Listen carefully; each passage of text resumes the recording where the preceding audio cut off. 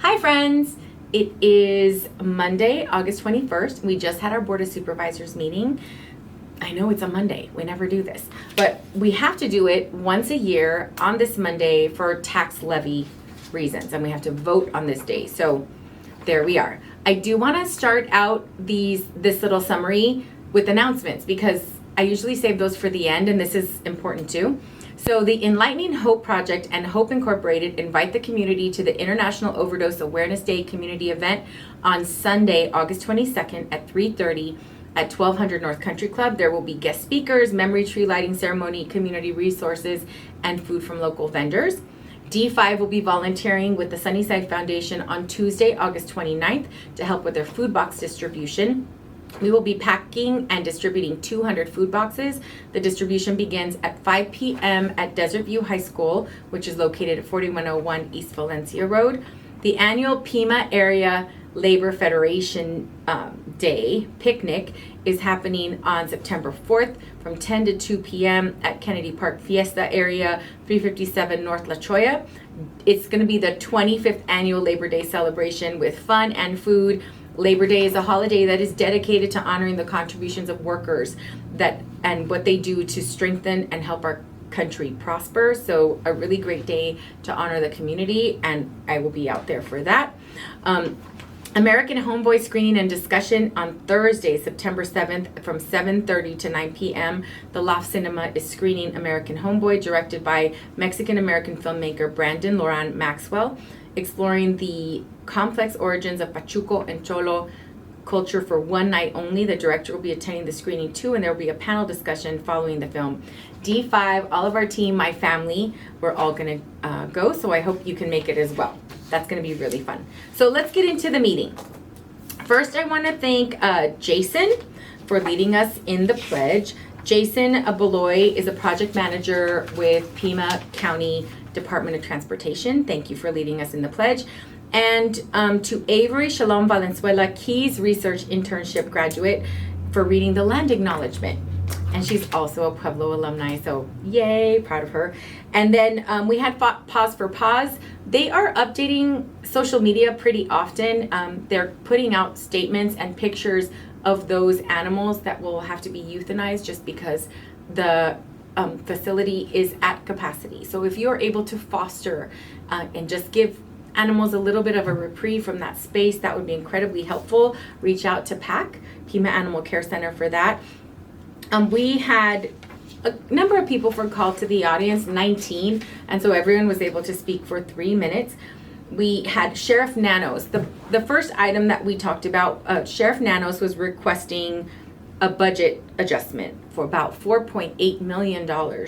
He was requesting that be added to his budget, and there was a back and forth conversation. And what I thought was a really important takeaway for me, and I said it publicly, is that we at the Board of Supervisors don't have discretion on what he does with the budget.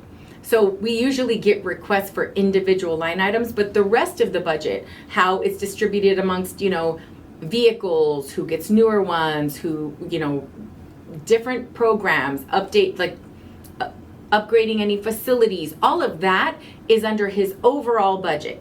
And then there's supplemental requests that we, or I guess finance and administration, deny or not. So there was a little bit of a back and forth there, but it is the budget that is the largest in Pima County. Of all of the departments, it's the largest. And I do think that that's really our only opportunity as a board to have some discussion about the budget and what's happening there. And so I do want to be a partner with the sheriff. There were a couple comments that he made that made it seem like this was an adversarial process, but I'm hoping that it's not. And it's, he made a comment about it feeling like a very political process, but 4 of us are Democrats. One is a Republican. And so I don't know that it's political in that way, but that is our it's our responsibility to look over the budget. And so that's sort of where that went. But I want to thank Sheriff Nanos for being there, because I know that there was a service for Deputy Salmon today. And so our thoughts and prayers are with all of those that are mourning today. Classification and compensation study. We had a lot of emails from people who were trying to understand how that was going to impact them. And I think that it's important that we talk about and we did it publicly, and there was a really long discussion. That item passed 3-2 with Supervisors Bronson and Christie voting no. We have a lot of turnover in Pima County. I think we have to acknowledge that we haven't had a full revamp of our compensation and compression in decades. And so this is not going to be fixed by 1 or 2 phases, but I do think this is a really good step in the right direction. All of our employees are going to receive some compensation. 3% is the minimum, and others are going to receive a lot more, going into effect September 10th.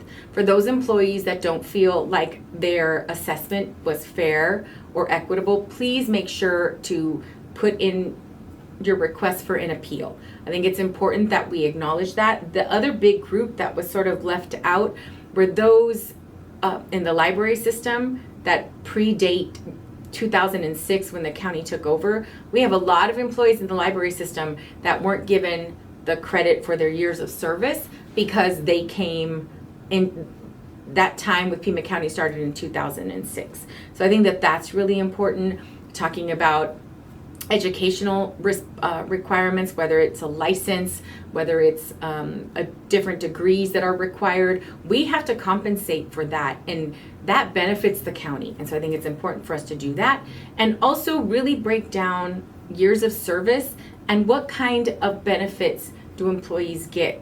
And I think that those are all things that we have to do to reduce the number of people and the turnover. So most importantly, we need to value our employees, and the most effective way to do that is by their compensation. And so I think it's important that we had that discussion. I thought it was unfortunate that we only had a 3-2, but I'm glad that it passed. And the other group of employees that have been impacted are those that took the opportunity and the suggestion from their supervisors to take a promotion. They feel, a lot of them feel like they were negatively impacted because they opted to take a promotion and maybe weren't compensated fairly because we were going through this compensation study. So all of those employees that you don't feel like it was equitable, please reach out and let me know how that process goes. Because I did also request that we have a panel that's more comprehensive than just finance and HR to go over those appeals. But thank you to all of our county employees for sticking through that, and know that this is not the end of that process. I don't think it should be anyway. So there was an item number 30. I just want to give a little shout out because it's more money for Manzanita Park, which is in the heart of D5. We had addendum item number 3. That was an item that was requested by legal that we bring back specifically to add, because it was something that we added, other supervisors added some information to and items, but that basically had to do with the legislative agenda. And it was adding that as one of the requests for our lobbyists to talk at the state level to really fully fund kindergarten. That item passed 3-2. We had an incorporate Vail item. There were many speakers that came to speak about us voting in opposition, and really all we did, that was an administrative function. We vote because we got confirmation from elections and from our county attorney that they obtained the minimum qualifications, the minimum number of signatures. So now it's up to the community members in Vail whether they opt to go forward with incorporation or not. But really that function that's all we could do essentially. And then that item passed 5-0.